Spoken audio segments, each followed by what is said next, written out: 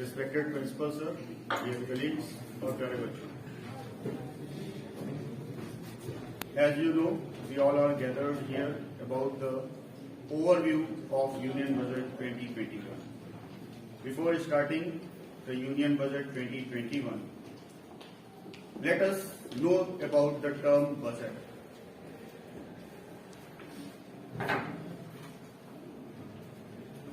बहुत common word है और इसी कॉमन को हम स्पेशलाइज करते हैं union budget. Budget is an estimation of expected expenses and expected earnings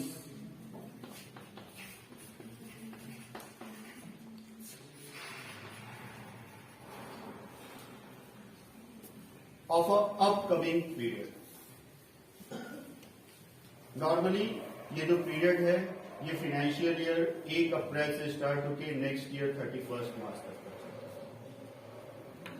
budget अगर हम छोटे वर्ड में समझें, सिंपल वे में, तो आप अपने घर के बजट से स्टार्ट करिए। घर में बहुत सारे ऐसे खर्चे होते हैं जो आप डेली बेसिस पे करते हैं, उनको हम यहां पे रेवेन्यू की कैटेगरी में रखते हैं, रेवेन्यू एक्सपेंसेस।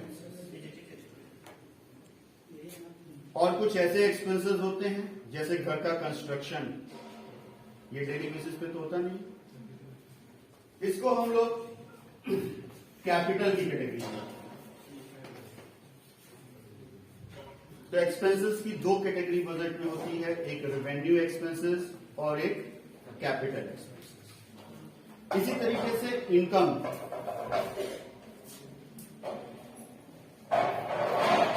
की भी सेम दो कैटेगरी है, रेवेन्यू इनकम और कैपिटल इनकम।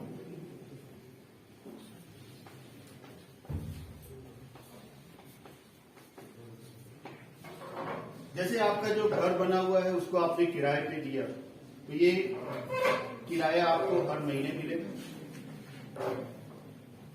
रेवेन्यू। घर बनाने के लिए आपने लोन लिया 10 लाख का, दैट इज कैपिटल इनकम। उस लोन पे जो आप इंटरेस्ट देंगे दैट इज रेवेन्यू। ये चार इंपॉर्टेंट एस्पेक्ट हैं, revenue income, revenue expenses, capital income and capital expenses.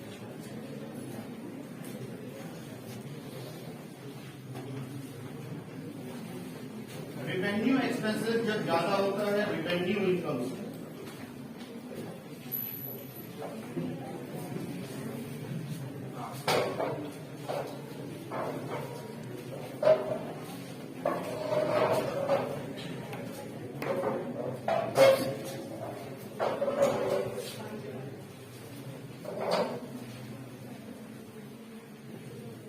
Revenue income जब कम होती है और रेवेन्यू एक्सपेंसेस आपके ज्यादा होते हैं, तो उस टर्म के लिए हम यूज करते हैं रेवेन्यू डेफिसिट।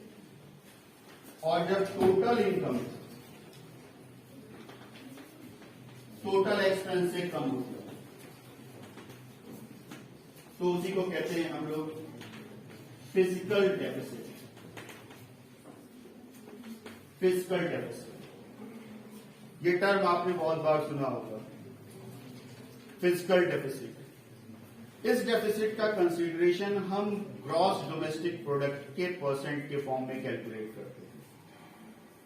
इस बजट में ये 6.4 के अराउंड है, 6.4% ऑफ जीडीपी, जिसको अपकमिंग 5 इयर्स में 4.5 किया जाना है। इसी के लिए ये आपका पूरा बजट फ्रेम किया गया है। एक और टर्म आता है primary deficit. Physical deficit minus interest paid,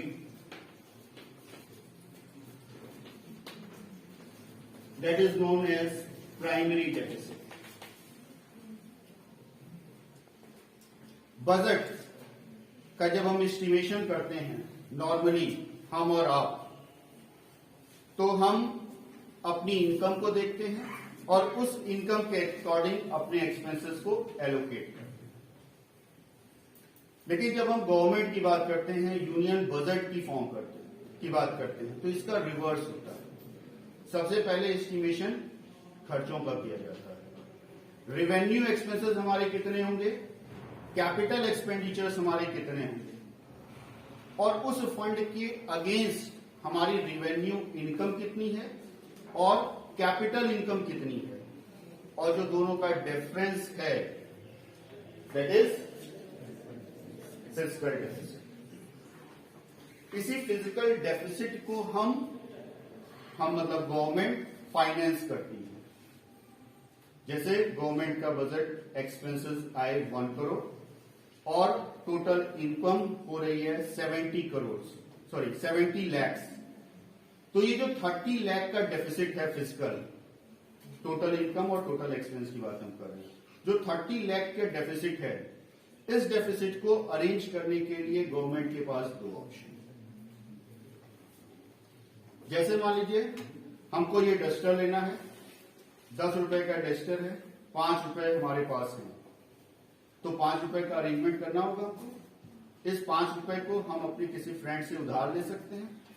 तो एक सोर्स ये है बोरोइंग, और दूसरा सोर्स कैश सभी लोग यूज करते हैं, मनी यूज करते हैं आप लोग।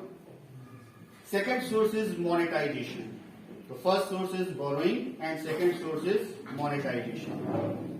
जितने पैसे की जरूरत पड़ती है, दूसरा सोर्स का यूज करते हुए गवर्नमेंट उतना रुपए मार्केट में इशू करती है। तो इसके कुछ इफेक्ट भी हैं। अगर मार्केट में मनी का फ्लो ज्यादा होगा तो आपके जेब पे खर्च भी बढ़ेगा, मनी की वैल्यू कम हो जाएगी और प्रोडक्ट की वैल्यू बढ़ जाएगी, जिसको आप सिंपल वे में कहते हैं कि महंगाई बढ़ जाती है। तो इसलिए मोनेटाइजेशन का यूज कम किया जाता है, ज्यादा यूज बोरोइंग कर दिया जाता है। तो ये थे आपके बेसिक कॉन्सेप्ट्स ऑफ बजट। अब हम लोग आते हैं अपने यूनियन बजट पे।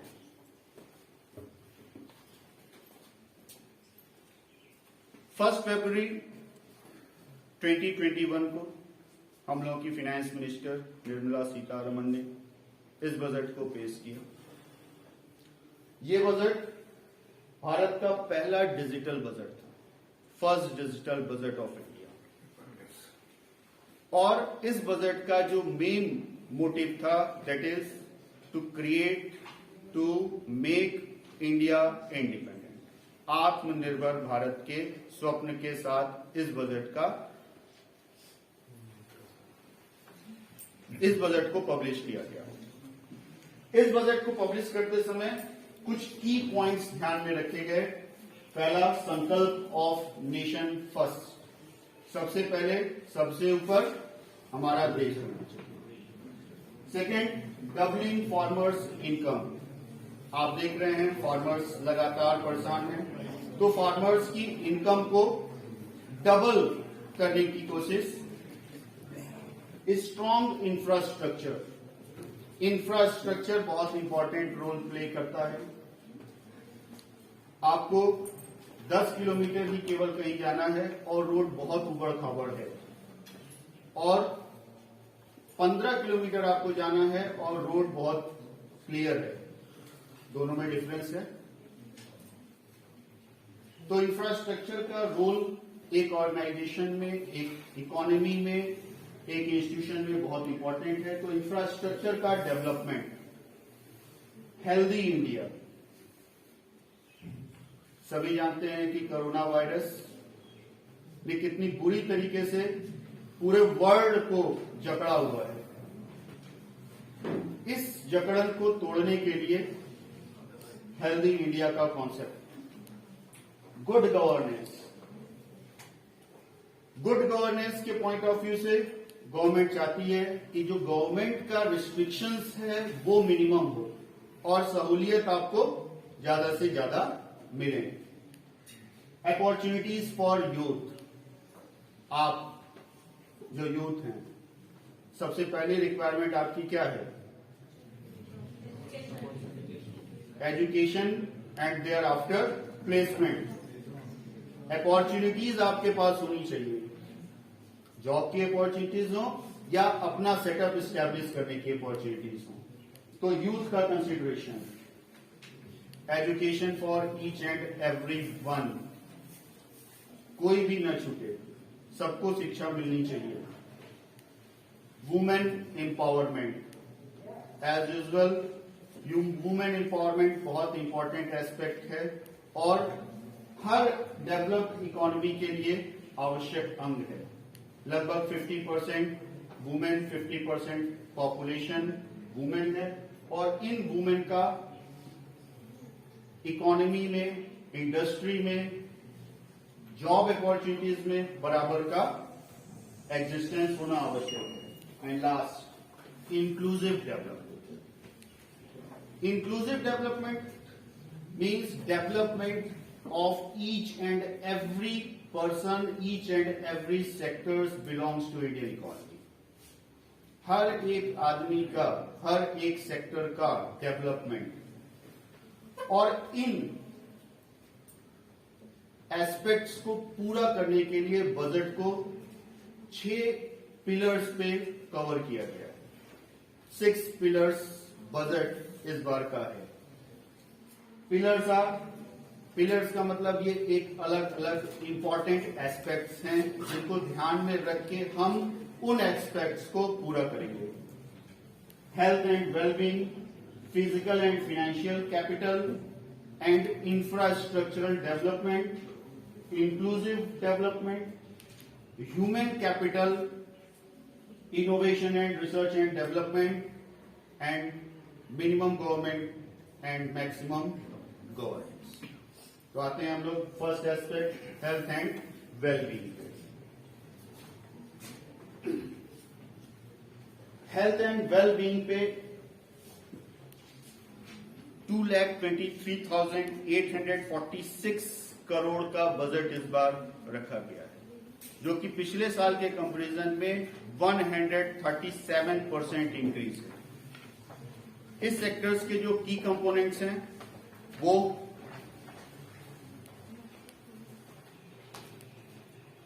पहला, central sponsored scheme,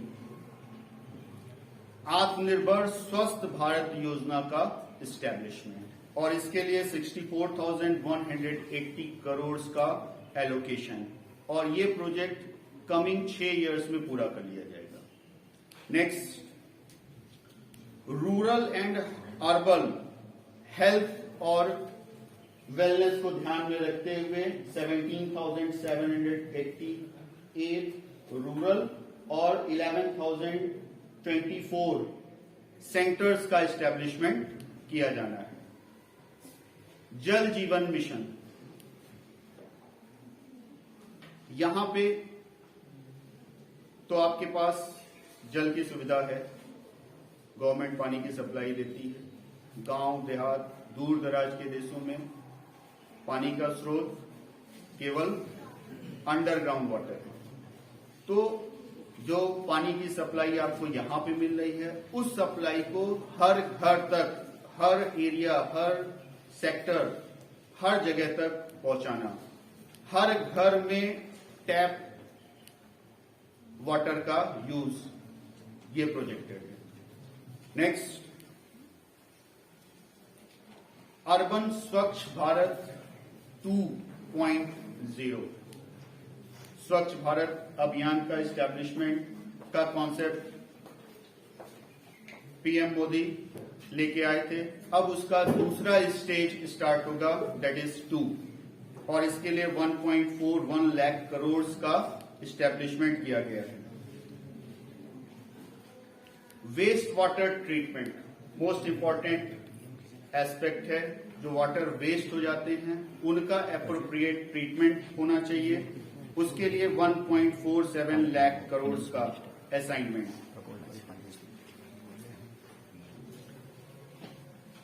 35,000 crore rupees जिस समस्या को हम लोग झेल रहे हैं उसके वैक्सीनेशन के लिए, that is covid.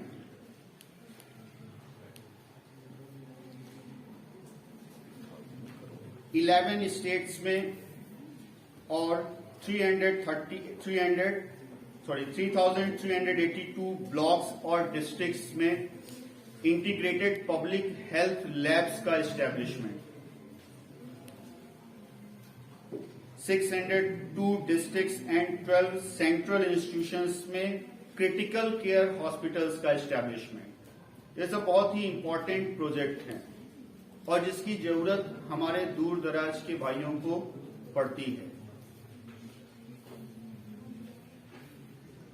Rural areas में मेडिकल की समस्या बहुत ज्यादा है। यहां पे आपको कोई समस्या हुई, आपके घर के अगल बगल 10 हॉस्पिटल मिलेंगे, लेकिन रूरल एरियाज में अगर आपको कोई हल्की फुल्की भी समस्या होती है तो कई कई एरियाज में आपको बहुत लंबा डिस्टेंस कवर करना पड़ता है। तो इन समस्याओं को ध्यान में रखते हुए इन चीजों का establishment.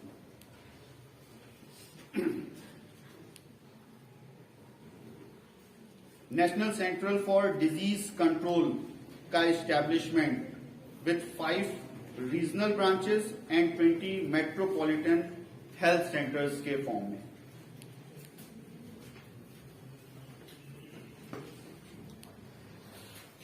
Most important point, 17 new public health units का establishment at entry point of Indian economy.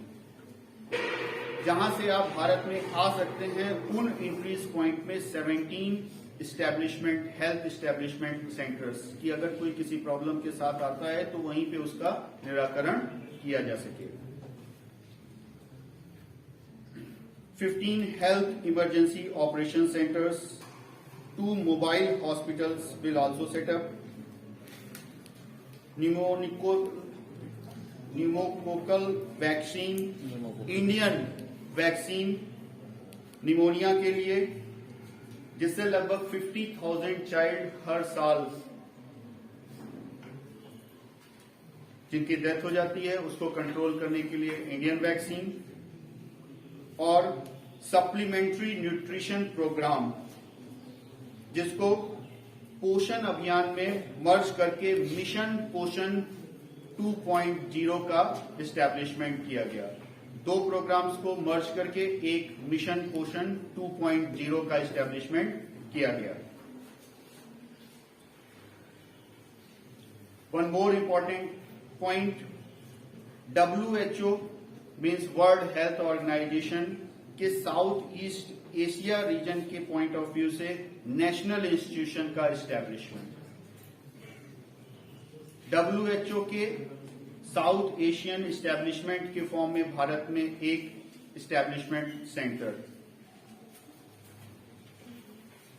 Next आते हैं हम लोग physical and financial capital and infrastructural development, next pillar of economy, for which 1.97 lakh crore का इन्वेस्टमेंट किया जाना है इन अपकमिंग 5 years, जो कि ग्लोबल मैन्युफैक्चरर्स का डेवलपमेंट करेगा। ग्लोबल मतलब यहां से लेके पूरे विश्व में हमारे जो एस्टैब्लिशमेंट होंगे वो मानक में खरे उतरेंगे। मेगा इन्वेस्टमेंट टेक्सटाइल पार्क का establishment and 7 other textile parks का establishment in next 3 years। Most important, development financial institution का एस्टैब्लिशमेंट विथ 5 लाख करोड़। जो फाइनेंशियल इंस्टीट्यूशंस हैं, बिजनेस ऑर्गेनाइजेशंस हैं, उनके फंड की प्रॉब्लम्स को सॉर्ट आउट करने के लिए इसका एस्टैब्लिशमेंट किया गया है।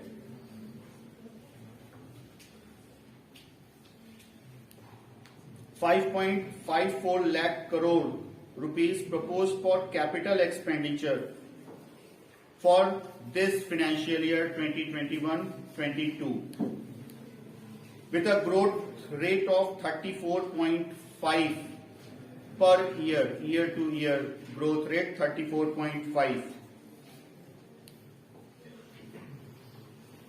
and for the state State's capital expenditure, there is rupees 2 lakh crores were allotted. Bharatmala project जो हाईवेज को जोड़ती है, जिसमें 3800 किलोमीटर्स का कंस्ट्रक्शन अब तक किया जा चुका है, इसको और एक्सपेंड किया जाना है अपकमिंग ईयर्स में। इस माला को पूरा कंप्लीट करना है अराउंड कमिंग 3 ईयर्स में।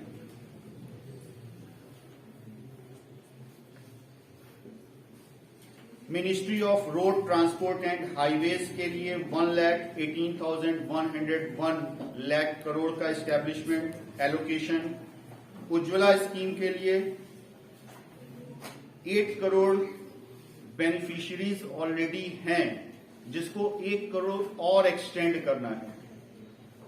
कमिंग ईयर्स में, दिस फाइनेंशियल ईयर 2021-22 में 8 करोड़ बेनिफिशियरीज को 9 करोड़ बेनिफिशियरीज में कन्वर्ट करना है।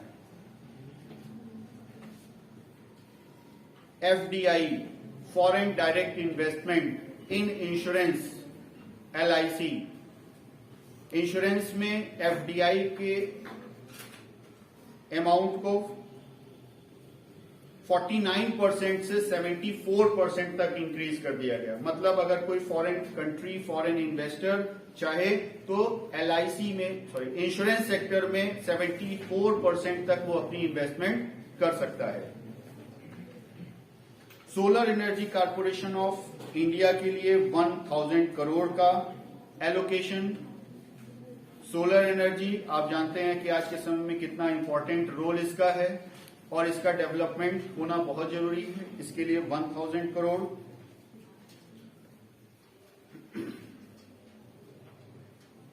एसेट्स रिकंस्ट्रक्शन कंपनी का एस्टैब्लिशमेंट। पब्लिक सेक्टर यूनिट्स, नाम आपने सुने होंगे, और जितनी भी पब्लिक सेक्टर्स यूनिट्स हैं इस समय वो सब सिक यूनिट्स, मैक्सिमम उसमें से सिक यूनिट्स के फॉर्म में हैं। इन सिक यूनिट्स को वापस हेल्दी यूनिट्स में कन्वर्ट करने के लिए एसेट्स रिकंस्ट्रक्शन कंपनी का एस्टैब्लिशमेंट किया गया है। मेजर पोर्ट्स पे 2000 करोड़ का allocation under PPP model, that is public private partnership. Government और प्राइवेट कंपनी के ज्वाइंट एसोसिएशन के साथ इनका development.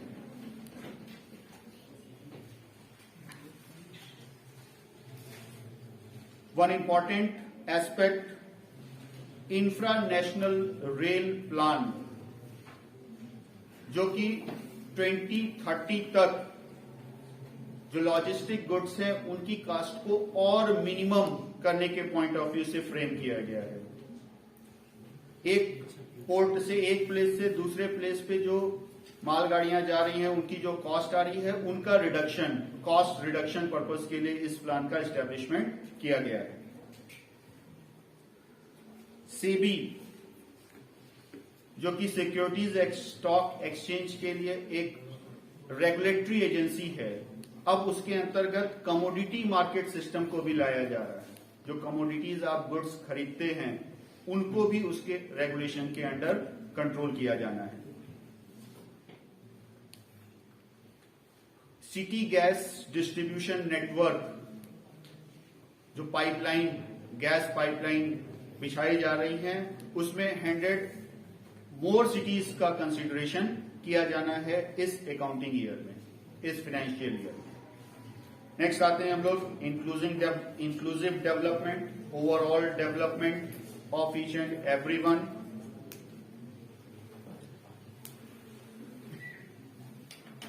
MSP, minimum support price, जो फार्मर्स हैं, किसान हैं, वो जो गुड्स गवर्नमेंट को, अपनी फसल गवर्नमेंट को क्रॉप सेल करते हैं, वो 1.5 times than product cost. MSP support price 1.5 times of the cost price.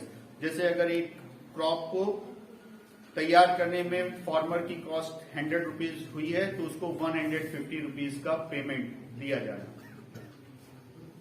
Agricultural credit increase to 16.5 lakh crore. Farmers को जो क्रेडिट लोन की फैसिलिटी है उसके लिए 16.5 लाख करोड़ का एलोकेशन। पैडी क्रॉप के लिए 1,72,752 करोड़ का एलोकेशन एंड पल्स क्रॉप के लिए 10,530 करोड़ का एलोकेशन। कॉटन फार्मर्स की जो इनकम है 13-14 में वो अराउंड 90 करोड़ थी, जिसको जनवरी 21 तक 25,974 करोड़ तक कर दिया गया है। ये डेटा 21 जनवरी 2021 का है और इस प्रोपोर्शन को और इंक्रीज करना। ऑपरेशन ग्रीन स्कीम का establishment for 22 perishable crops and 1.68 crore farmers को बेनिफिट दिया जाना है और इसके लिए 1000 मंडीज को एलोकेट किया गया है। 5 फिशिंग हार्बर्स का एस्टैब्लिशमेंट कोच्चि, चेन्नई, विशाखापट्टनम, पारादीप एंड पटुआ घाट को इकोनॉमिक एक्टिविटी के फिशिंग इकोनॉमी एक्टिविटी के हब के रूप में डेवलप करना। वन नेशन वन कार्ड, जैसे आपको मालूम है कि जो वर्कर्स क्लास है हमारा, वो काम की तलाश में बहुत दूर दूर तक चला जाता है। तो वन नेशन वन कार्ड का फायदा उसको ये मिलेगा कि वो भारत के किसी भी कोने में रहे, वो अपने राशन कार्ड की मदद से कहीं से भी राशन ले सकता है, सब्सिडाइज राशनिंग फैसिलिटी का बेनिफिट उठा सकता है। Stand up India scheme SC, ST और वुमेन के लिए है, जिसमें मार्जिन मनी को 25% से घटा के 15% कर दिया गया and includes loan for activities allied to agriculture. और अगर SC, ST या वुमेन एग्रीकल्चरल पर्पस के लिए लोन ले रहे हैं तो उसको भी बेनिफिटेड करना, उसको भी सहूलियत देना। Next, come to human capital, pillar of our budget. The key point of this budget, this pillar,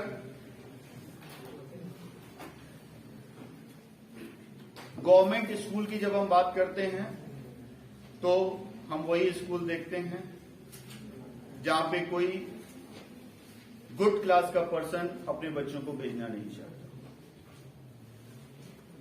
ये एक तरीके से देखा जाए तो बहुत ही दयनीय स्थिति है, जबकि हम और आप सभी जानते हैं कि हमारे फादर, ग्रैंडफादर उन्हीं स्कूलों से पढ़ के बहुत अच्छी अच्छी पोजीशंस पे हैं। ये खुद वो जानते हैं, उसके बाद भी वहां पे भेजना नहीं चाहते। कुछ ड्रॉबैक्स हैं, नो डाउट। उन ड्रॉबैक्स को रिमूव करते हुए 15,000 स्कूल्स को स्ट्रेंथ देना, पैरेलल करना up to CBSE schools under new education policy, establishment of 100 new Sainik schools with the partnership of NGOs, private schools and states. Higher Education Commission का establishment for setting of organization, aggregation of organization, regulation of organization. Organization means educational institutions, higher educational institutions, and funding of higher educational institutions। इन 4 purposes के लिए higher education commission of India का establishment. Leh में central university का establishment and 750 Eklavya model residential schools का establishment किया जाना है for tribal, hilly and difficult areas के लिए। दूर दराज के और हिली एरियाज, ट्राइबल एरियाज में इन इंस्टीट्यूशंस का एस्टेब्लिशमेंट किया जाना है ताकि वहां की जो पब्लिक है, उनके बच्चे हैं, वो बेनिफिट्स ले सकें। Another important aspect is partnership with United Arab Emirates for skill qualification, assessment and certification of higher education. Higher education में स्किल असेसमेंट और सर्टिफिकेशन के पर्पज से। इसके अलावा ये जो प्रोसेसिंग है ये और कंट्रीज के साथ भी प्रोसेस में है। बहुत जल्दी ही और कंट्रीज के साथ भी इन प्रोसेस को परफॉर्म किया जाएगा। जापानीज टेक्नोलॉजीज सब जानते हैं कि बहुत इंपॉर्टेंट है, बहुत तेजी से ग्रोथ कर रही है। उस टेक्नोलॉजी को लेने के लिए जापान गवर्नमेंट के साथ भी कोलैबोरेशन हमारा मतलब गवर्नमेंट का हुआ है। नेक्स्ट आते हैं हम लोग innovation and research and development pillar. National research foundation का एस्टैब्लिशमेंट और उसके लिए 50,000 करोड़ का allocation. National research foundation to be established within 5 years। Research का लेवल हाई करने के पर्पज से इस इंस्टीट्यूशन का एस्टैब्लिशमेंट किया गया है। नेशनल लैंग्वेज ट्रांसलेशन मिशन एक another important initiative of government, जिसमें दूसरे कंट्रीज की भाषाओं का ज्ञान, प्रेजेंटेशन, ये सीखना, समझना और प्रेजेंट करना। न्यू स्पेस इंडिया लिमिटेड का एस्टैब्लिशमेंट ताकि ब्राजील में PSLV CS51 लॉन्च किया जा सके। One more important point, Russia में 4 इंडियन एस्ट्रोनॉट्स ट्रेन किए जा रहे हैं। पर्पस, जो चालक रहित विमान भेजा जाएगा उसमें वो जाएंगे एस्ट्रोनॉट्स। तो ये हमारे इनोवेशंस हैं, रिसर्च एंड डेवलपमेंट्स हैं। नेक्स्ट हम लोग आते हैं minimum government and maximum governance. कम से कम गवर्नमेंट की दखल अंदाजी और ज्यादा से ज्यादा आपको सुविधाएं। जो इसमें सबसे इंपॉर्टेंट एस्पेक्ट है वो ट्रिब्यूनल्स के रोल को प्रमोट करना। ट्रिब्यूनल्स जो केसेस को बहुत फास्ट प्रोसेसिंग में सॉर्ट आउट करते हैं। इंडस्ट्री से रिलेटेड जो प्रॉब्लम्स हैं उनको बहुत फास्ट फॉर्म में सेटल करते हैं, वो ट्रिब्यूनल्स हैं। Next, national commission for allied health care and professional bill का introduction for 56 allied health care professions. इसमें 56 एलाइड हेल्थ केयर प्रोफेशंस को कंसीडर किया गया है। जैसे इस बार का बजट डिजिटल था, उसी तरीके से जो हमारी जनगणना होनी है वो भी डिजिटलाइज की जानी है। तो फर्स्ट डिजिटल सेंसस का और उसके लिए एलोकेशन है 3,760 करोड़। मार्केट बोरोइंग्स 12 लाख करोड़ है नेक्स्ट ईयर का। इस साल 12 लाख करोड़ का लोन भारत सरकार लेगी अपनी फिस्कल डेफिसिट को कंपनसेट करने के लिए।